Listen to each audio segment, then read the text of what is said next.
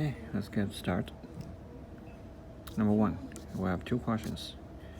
The first question is asking you to take the Maclaurin expansion of this function, and then take the derivative of the function term by term. Okay, we already have the first two steps. Basically, my suggestion is using the Maclaurin expansion of sine x, and then replaces x with x squared. And then you multiply x on both sides in this equation. You will have the function f of x is equal to x cubed minus x to 7 over 6 plus x to 11 over 120. So this is the expansion, Maclaurin expansion of this function f of x. Once you have this, you start to take the derivative of both sides of this equation. The left side, you need to use the product rule. So you have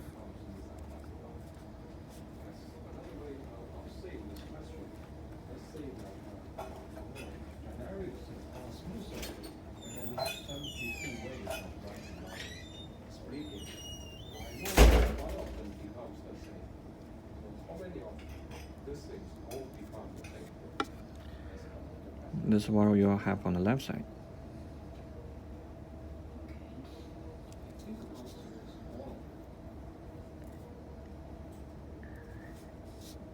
Now, take the derivative of each of these terms one by one. The first one gives you 3x squared. The second one gives you 7 over 6 x to the power 6. And the last one gives you 11 over 120 x to 10th.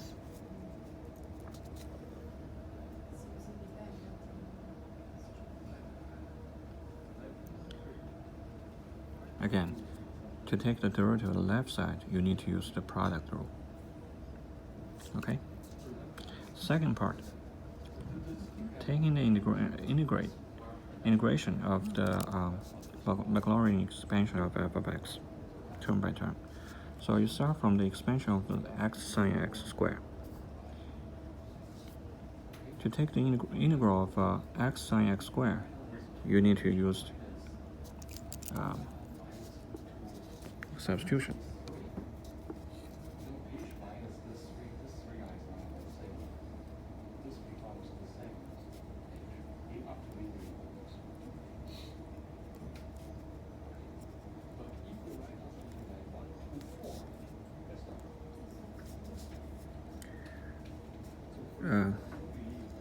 You can write a long equal sign and put the substitution above or below the sign. In this case, u is equal to x squared. Of course, du is equal to 2x dx. So this integral becomes sine of u du divided by 2, which is negative 1/2 cosine u plus c.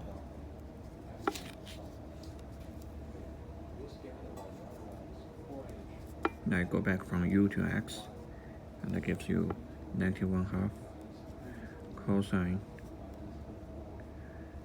x squared plus c.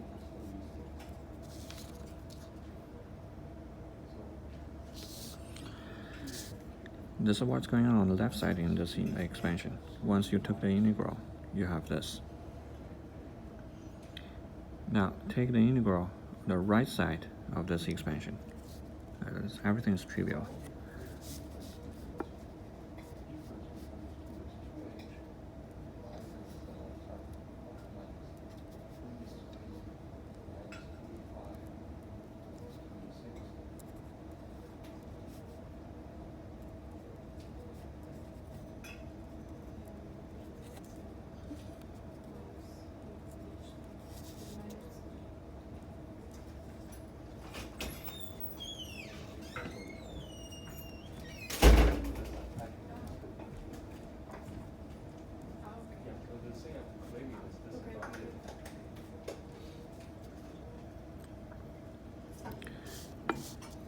Now you do the calculation and find it's equal to 1/4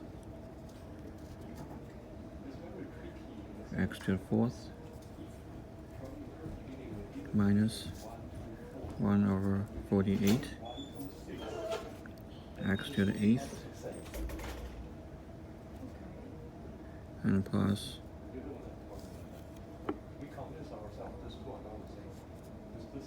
120 times 12 x to the 12th.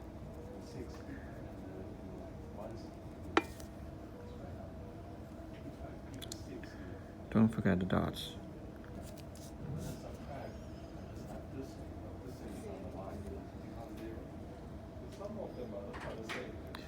Be careful, since you are taking the antiderivative or indefinite integral.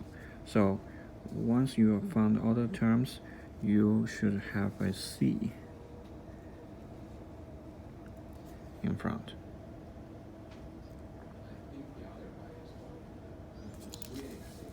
Then you'll have a equation like this: negative 1/2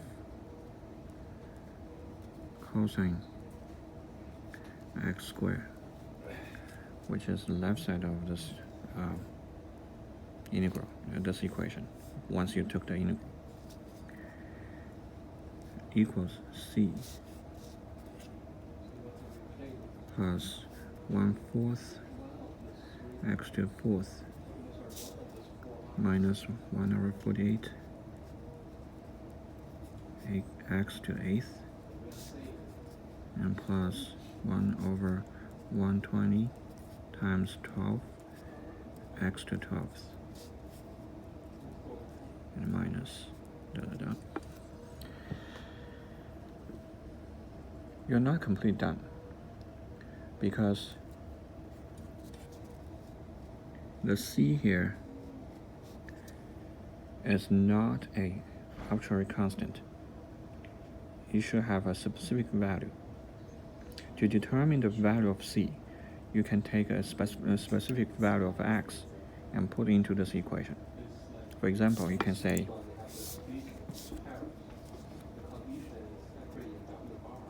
let x be 0.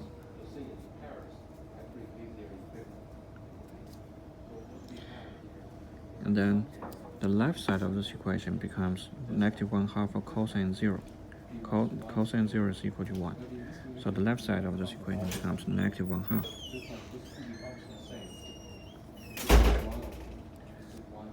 And the right side of this equation becomes c plus all the terms here are 0, okay? Because x is 0, so all the terms become 0. So the right side, you only have c. That's obvious. C is equal to negative 1/2.